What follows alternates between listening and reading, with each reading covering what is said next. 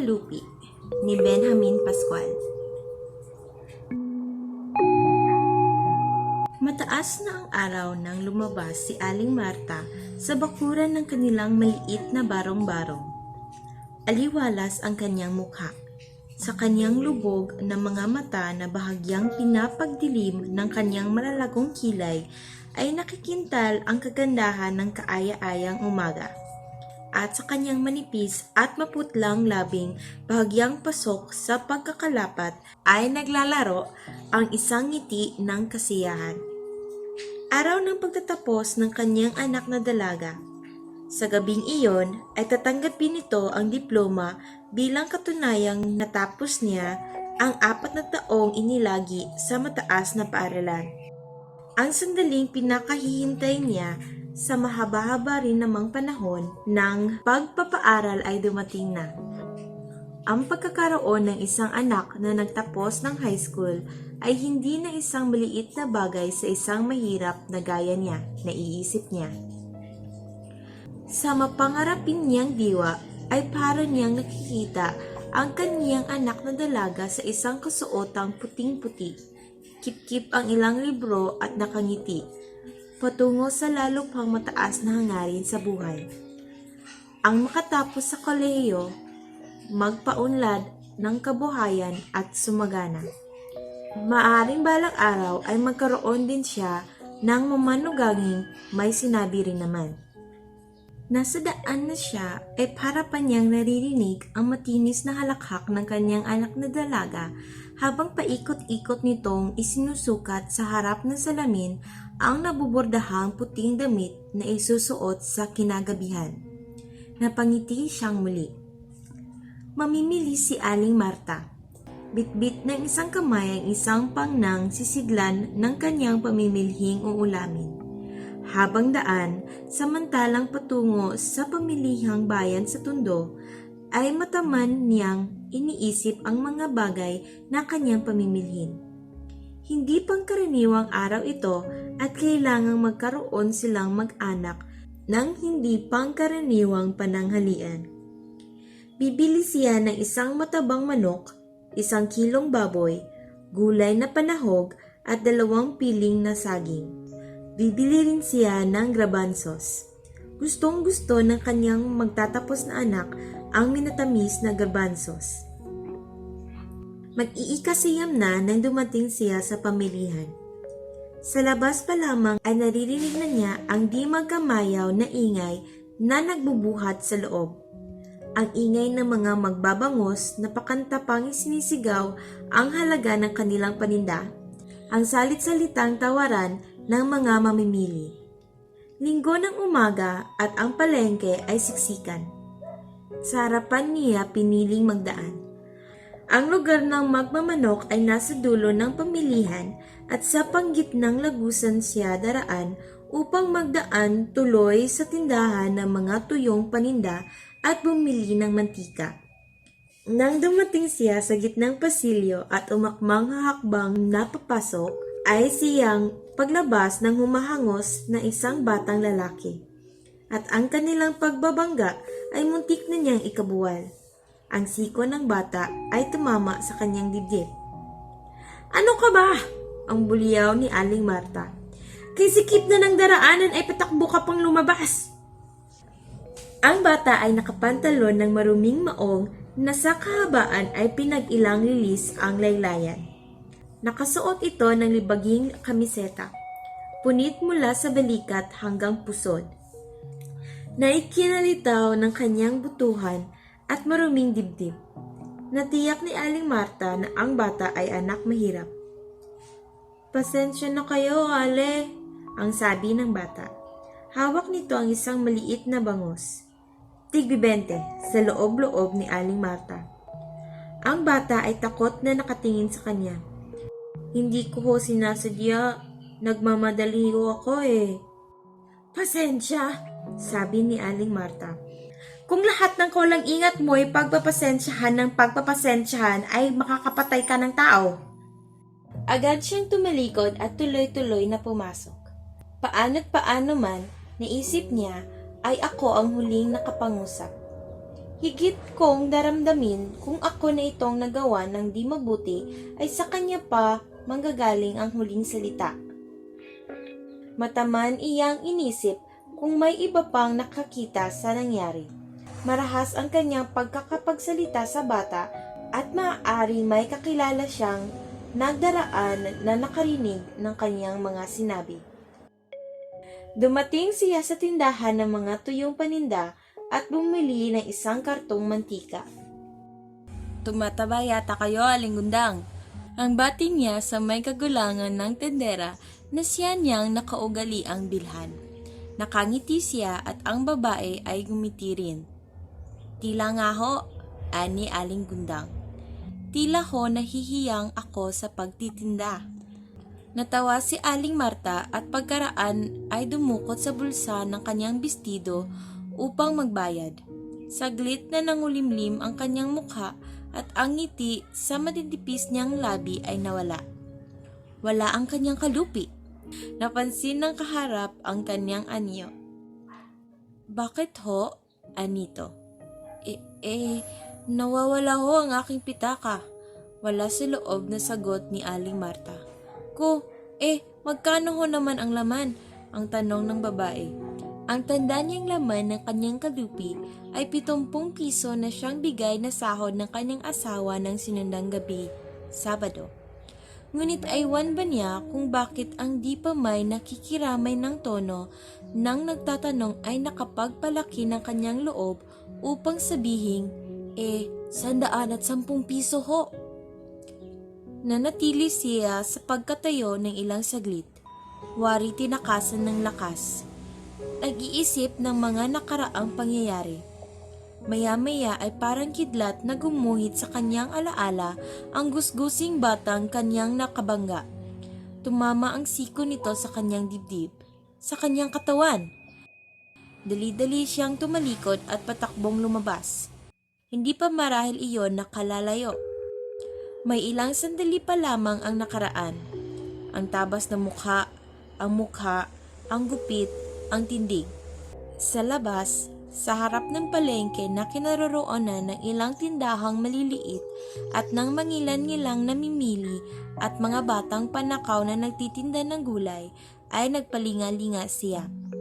Patakbo uli siyang lumakad. Sa harap ng mga bilao ng gulay na halos mayapakan na niya sa pagmamadali. At sa gawing dulo ng posisyon na di kalayuan sa natatanaw niyang karatig na outpost ng mga pulis, ay nakita niya ang kanyang hinahanap. Nakatayo ito sa harap ng isang bilao ng kangkong at sa malas niya ay tumatawad. Hindi siya maaaring magkamali. Ang wakwak na kamiseta nito at ang mahabang pantalon na wari sa lawal ding ginagamit ng kanyang ama ay sapat ng palatandaan upang ito ay madaling makilala, at ang hawak nitong bangos na tig-20. Maliksi siyang lumapit at binatak ang bata sa liig. Nakita rin kita! Ang sabi niyang hinihingal. Ikaw ang dumukot sa pitaka ko, ano? Huwag kang magkakaila. Tiyakan ng kanyang pagkakasalita. Ibig niyang sa pagkalito ng bata sa pag-aapuhap ng isasagot ay masukol niyang buong buo. Ngunit ang bata ay mahinahong sumagot. Ano ho ang pitaka? Ang sabi. Wala ho akong kinukuha sa inyong pitaka. Anong wala? Pasinghal na sabi ni Aling Marta. Ikaw ang dumukot ng pitaka ko at wala ng iba. Kuno pa'y binangga mo ako, ano ha? Magaling ang sistema ninyong iyan. Kikita nga kayo rito sa palengke. Marami nang nakapaligid sa kanila. Mga batang nagtitinda, lalaki at babaeng mamimili. Hinigpitan ni Aling Marta ang pagkakahawak sa liig ng bata at ito'y pilit na iniharap sa karamihan. Aba, kanina ba namang pumasok ako sa palengke ibanggain ako? Ang sabi niya. Nang magbabayad ako ng pinamili ko at kapain ko ang bulsa ko wala nang laman. Ang mabuti ho'y ipapulis ninyo. Sabing nakalabi ng isang babaeng nakikinig. Talagang dito ho sa palengke maraming naglilipa ng batang gaya niyan. Tena, ang sabi ni Aling Marta sa bata. Sumama ka sa akin. Bakit ho? Saan ninyo ako dadalhin? Saan sa akala mo? Sabi ni Aling Marta at pinisil ang liig ng bata. Ibibigay kita sa pulis. Ipabibilanggo kita kapag di mo inilabas ang dinukot mo sa akin. Pilit na nagwawala ang bata. Ipinamulsa niya ang hawak na bangos upang dalawahing kamay ang pag-alis ng mabutong daliri ni Aling Marta na tila kawad sa pagkakasakal sa kanyang liig. May luha nang nakapamintana sa kanyang mga mata at ang uhog at laway ay sabay na umaago sa kanyang liig. Buhat sa likuran ng mga manonood ay lumapit ang isang pulis na tanod sa mga pagkakataong tulad niyon. At nang ito ay malapit na ay sinimula ni Aling Marta ang pagsusumbong. Nasisiguro ko hong siya dahil sa nang ako'y kanyang banggain naramdaman ko ang kanyang kamay sa aking bulsa. Patapos niyang pagsusumbong. Hindi ko lang ho na sino kaagad pagkat ako'y nagmamadali. Tininang matagal ng pulis ang bata. Ang maruming saplot nito at ang nagmamapa sa duming katawan. Pagkatapos ay patiyad na naupo sa harap nito at sinumulang mangapkap sa bulsa ng bata na sa pagdating ng pulis ay tuluyan ng umiyak ay lumabas ang isang maruming panyulito. Basa ng uhog at tadtad ng sulsi, 10 sentimos na papel at ang tigbibenteng bangus.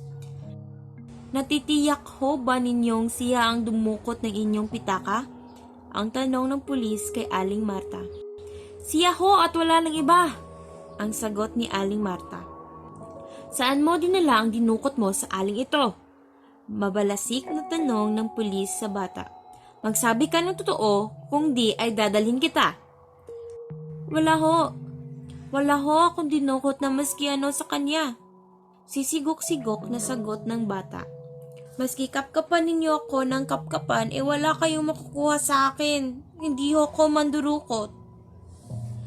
Maski kapkapan, sabad ni Aling Marta. Ano pa ang kakapkapin namin sa iyo kung ang pitaka ko naipasa mo na sa kapwa mong mandurukot? O ano, hindi ba ganun kayong mga tekas kung lumakad dala-dalawa, tatlo-tatlo? Ang mabuti ho yata, mamang pulis, ituloy na natin yan sa kwartel. Baka roon matutong matakot iyan at magsabi ng totoo.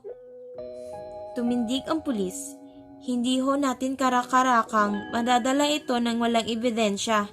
Kinakailangan kahit paano'y magkaroon tayo ng maihaharap na katibayang siya nga ang dumukot ng inyong kwarta. Papaano ho kung hindi siya? Ano pang ebidensya ang hinahanap mo? Ang sabi ni Aling Marta na nakalimutan ang pamumupo. Sinabi ng binangga akong sadya at naramdaman ko ang kanyang kamay sa aking bulsa. Ano pa? Sa bata nakatingin ang pulis na wari nag-iisip ng dapat niyang gawin. Maya-maya'y naupo at dumukot ng isang lapis at isang maliit na kwardeno sa kanyang bulsa. Ano ang pangalan mo?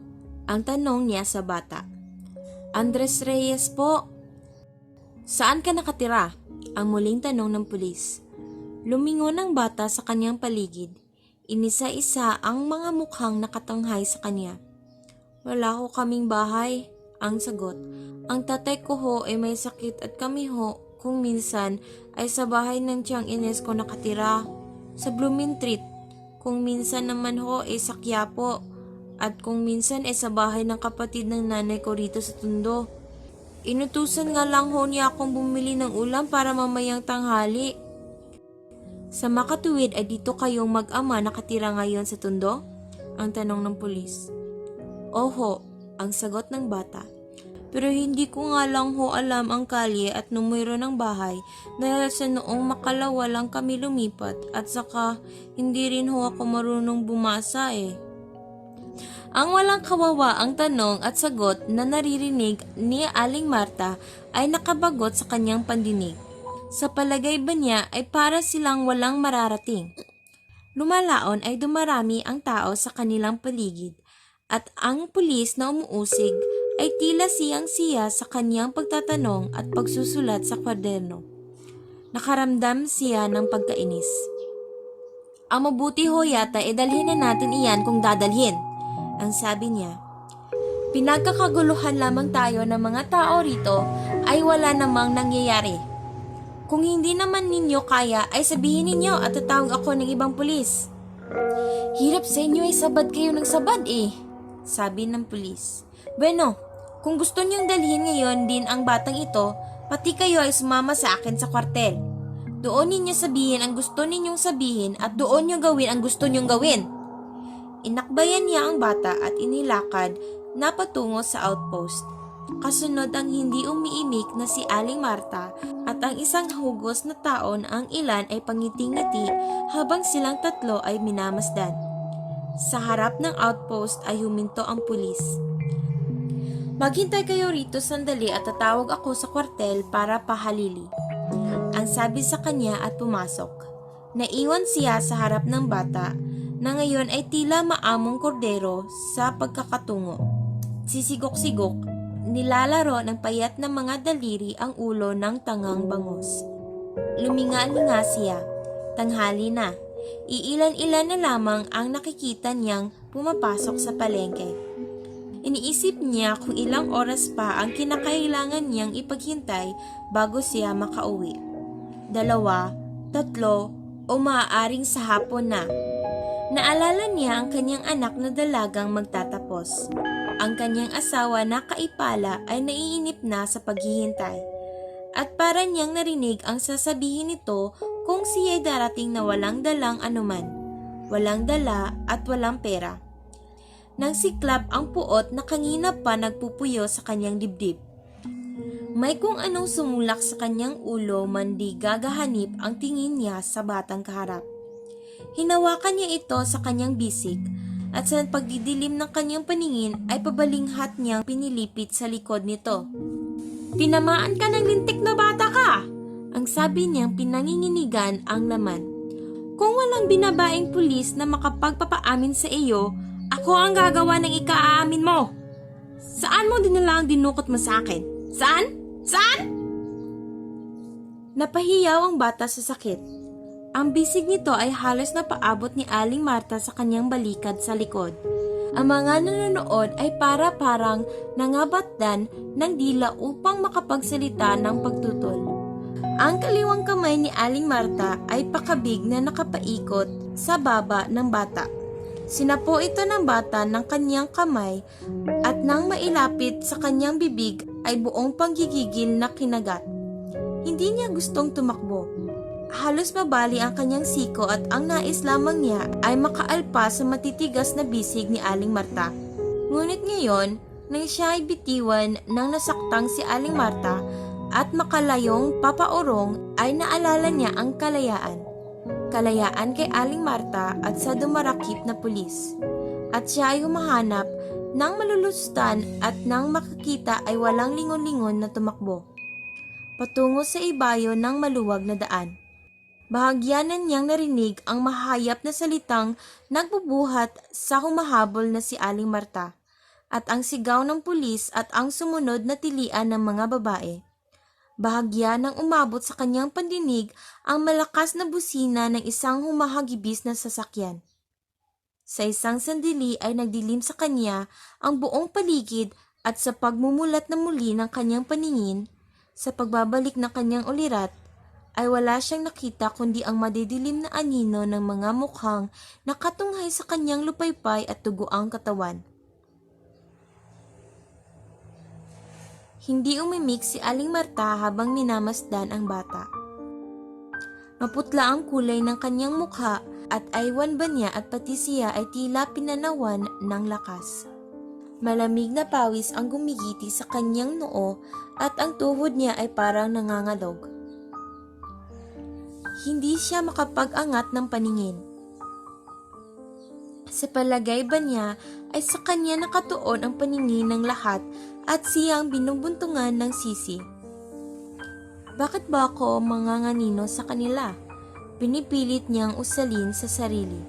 Ginawa ko lamang ang dapat gawin ni Numan at nalalaman ng lahat na ang nangyayaring ito ay pagbabayad lamang ng bata sa kanyang nagawang kasalanan. Ang pulis ay nakabalik na sa outpost at sa isang ospital na tumatawag. Ang bata ay napagtulungan ng ilan na buhatin sa bangketa upang doon pagyamanin at ipaghintay ng ambulansya kung aabot pa. Ang kalahati ng kanyang katawan, ang dakong ibaba, ay natatakpan ng dyaryo at ang gulanit niyang kasuotan ay tuluyan nang nawalat sa kanyang katawan. Makailang sandali pa, pagdating ng pulis ay pamuling nagmulat ito ng paningin at ang mga mata ay pinako sa maputlang mukha ni Aling Marta.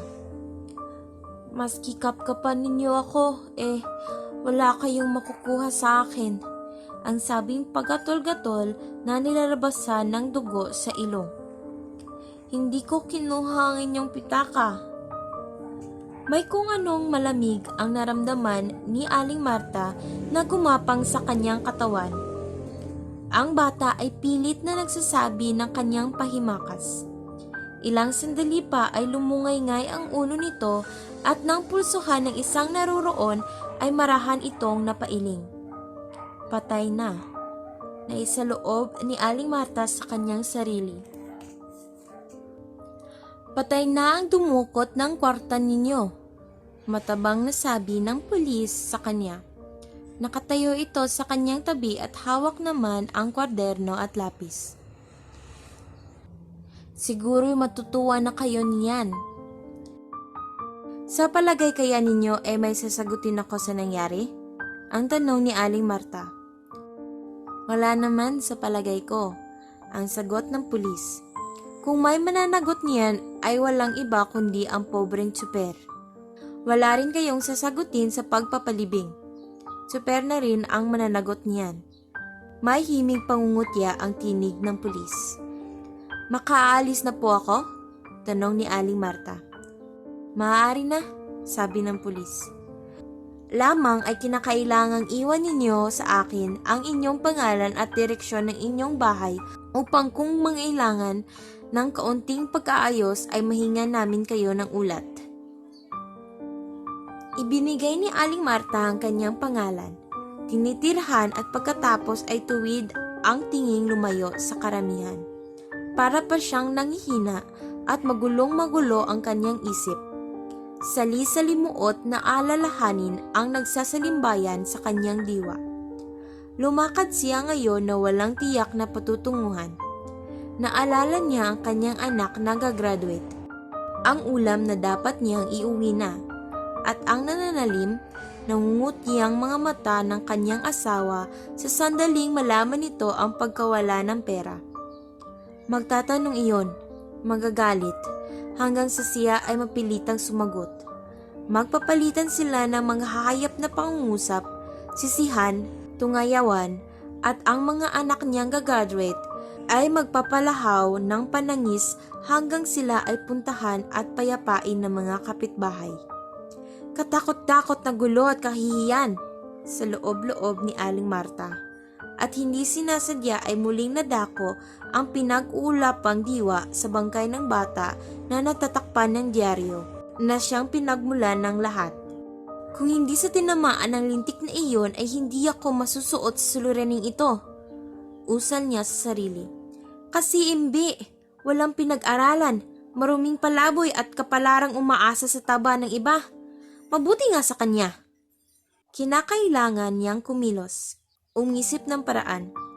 Kinakailangan kahit papaano ay makapag-uwi siya ng ulam sa pananghalian.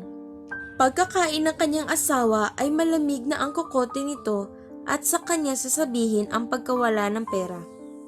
Maaaring magalit ito at ipamukha sa kanya, tulad ng madalas na sabihin nito, na ang lahat ay dahil sa malabis niyang paghahangad na makapagdala ng labis na salaping ipamimili upang makapamburot at maipamata sa kapwa na hindi sila naghihirap. Ngunit ang lahat ay titiisin niya, hindi siya kikibo. Ililihim din niya ang nangyaring sakuna sa bata. Ayaw ng kanyang asawa ng iskandalo. At kung sakalit darating ang pulis na kukuha ng ulat ay ililihim niya ito. At tungkol sa ulam, mangungutang siya ng pera sa tindahan ni Aling Gondang at iyon ang kanyang ipamimili. Nasabi niya rito na ang nawala niyang pera ay 110 piso at halagang iyon ay napakalaki na upang ang 5 o 10 piso ay ipagkait nito sa kanya bilang panakip. Hindi iyon makapaghihindi. Mangiti ng kasiyahang naglalaro sa manipis na labi ni Aling Marta nang ipihit niya ang kanyang mga paa patungong pamilihan. Tanghali na nang siya ay umuwi. Sa daan pa lamang, bago siya pumasok sa tarangkahan, ay natanaw niya ang kanyang anak na dalaga na nakapamintana sa kanilang barong-barong. Nakangiti ito at siya ang minamasdan. Ngunit nang malapit na siya at nakita ang dala, ay napangunot noo. Lumingon sa loob ng kabahayan at may tinawag. Sumungaw ang payat na mukha ng kanyang asawa. "Saan ka kumuha ng ipinamili mo niyan, nanay?" Ang sabi na kanyang anak na gagraduate. Hindi magkandatutong sagot ni Aling Marta. "Saan pa kundi sa aking pitaka?" Nagkatinginan ang mag-ama. "Ngunit Marta," ang sabi ng kanyang asawa, "ang pitaka mo naiwan mo. Kanginang bago ka umalis ay kinuha ko iyon sa bulsa ng iyong bestidong nakasabit at kumuha ko ng pambili ng tabako. Pero nakalimutan kong isauli.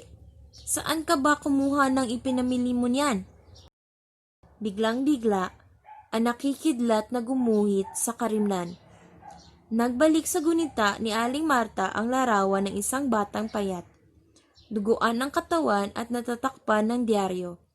At para niyang narinig ang mahina at gumagaralgal na tinig nito. "Maski kapkapan ninyo ako, wala kayong makukuha sa akin." Saglit siyang natigilan sa pagpanhik sa hagdanan. Para siyang pinangangapusan ng hininga at sa palagay pa niya ay umiikot ang buong paligid. At bago siya tuluyang mawala ng ulirat, ay wala siyang narinig kundi ang papanaog na yabag ng kanyang asawa at anak at ang papaliit at lumalabong salitang, "Bakit kaya? Bakit kaya?"